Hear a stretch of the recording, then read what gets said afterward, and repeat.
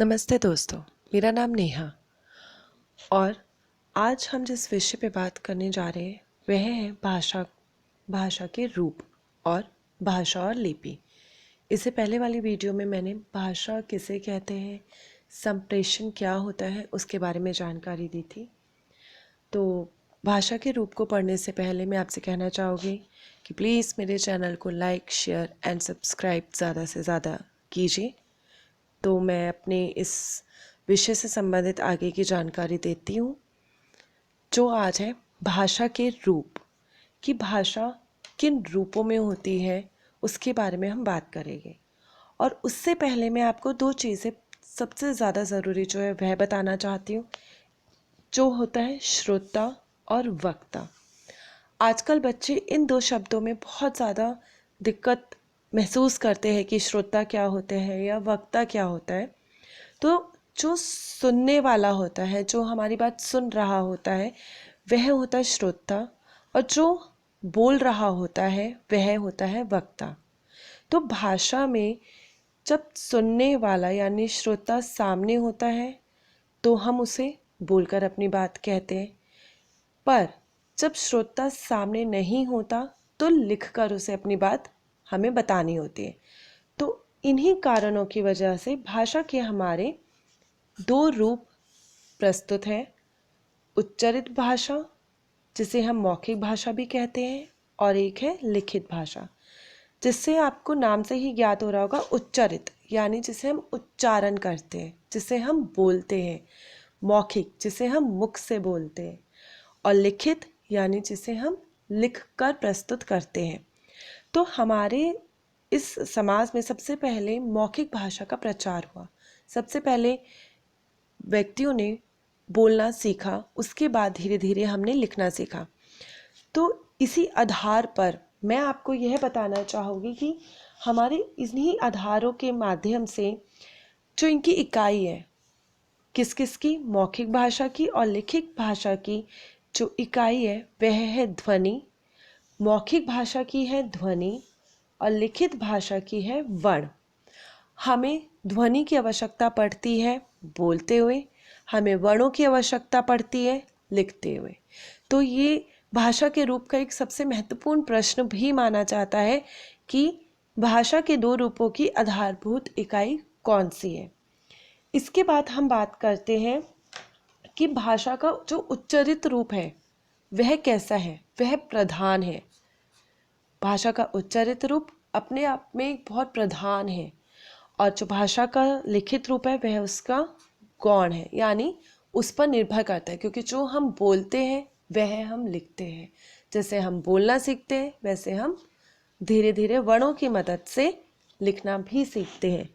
ये हम सबको पता है कि जब बच्चा पैदा होता है धीरे धीरे वह अपने समाज, अपने परिवार से मेल जोल बढ़ाने की कोशिश करता है, तो वह मौखिक भाषा का प्रयोग पहले करता है और धीरे धीरे वह लिखित भाषा तक पहुंचता है। तो इस तरह से हमारे भाषा के दो रूप हैं। इसके बाद होता है भाषा और लिपि। जैसे हमने बोला कि मौखिक भाषा बोलकर और लिखित भाषा लिखकर प्रस्तुत की जाती है, तो उनके लिए हमें वर्णों की आवश्यकता पड़ती है।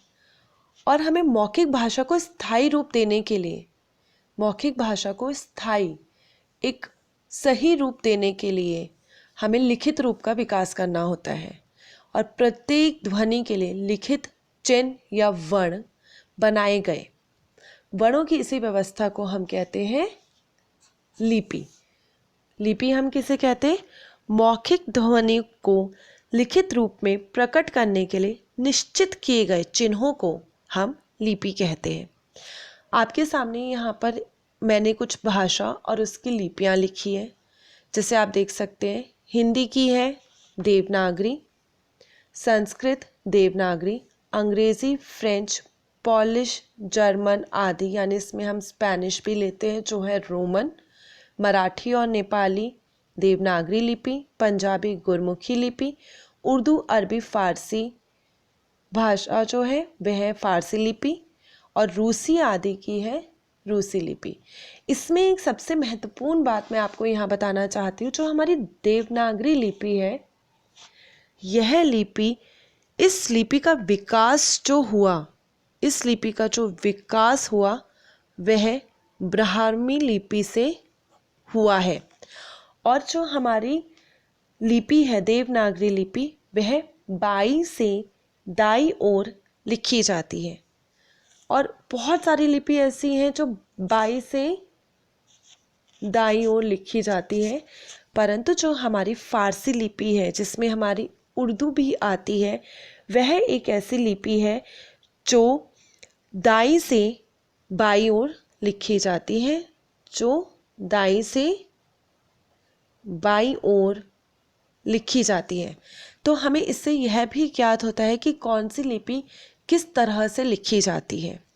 अगर मैं देवनागरी लिपि की बात करूं तो यह लिपि, देवनागरी लिपि, अपने आप में एक वैज्ञानिक लिपि भी कही जाती है। देवनागरी लिपि को हम एक तरह से विज्ञान से संबंधित लिपि भी समझते हैं। तो ये तो हमारी बात हुई हिंदी या अन्य भाषाओं की लिपियों की। अब हमारी हर भाषा की लिपि है, बिना लिपि के हमारे शब्द नहीं बनते, हम उसे लिखित रूप नहीं दे सकते। किंतु क्या आप जानते हैं कि कोई भी भाषा किसी भी लिपि में लिखी जा सकती है? जी, कोई भी भाषा किसी भी लिपि में लिखी जा सकती है, जिसका मैं यहाँ पे आपको एक दो उदाहरण देना चाहती हूँ। जैसे मोहन किताब खरीद रहा है। जो आजकल हमारे मैसेज लैंग्वेज बहुत ज़्यादा हो गए हैं, हम कैसे लिखते हैं? मोहन किताब खरीद रहा है। तो आप यहाँ देख सकते हैं कि मैं देवनागरी लिपि को भी रोमन लिपि के अनुसार लिख सकती हूँ। इसी तरह से John is going to Nepal, इसको भी मैं John is going to Nepal. तो आप यहाँ पे देख सकते हैं कि किस तरह से मैंने हिंदी को रोमन में और अंग्रेजी को देवनागरी में लिख दिया। तो आज की इस वीडियो से मेरी हम भाषा के रूप, जो उच्चारित या मौखिक भाषा और लिखित भाषा है, और दूसरा हमने हिंदी और उसकी लिपि के बारे में और अन्य भाषाओं की लिपि के बारे में ज्ञान लिया। तो आज की मेरी ये वीडियो यहीं समाप्त होती है। धन्यवाद। तो प्लीज़ मेरे चैनल को लाइक, शेयर एंड सब्सक्राइब करना नहीं भूलिएगा। बाय।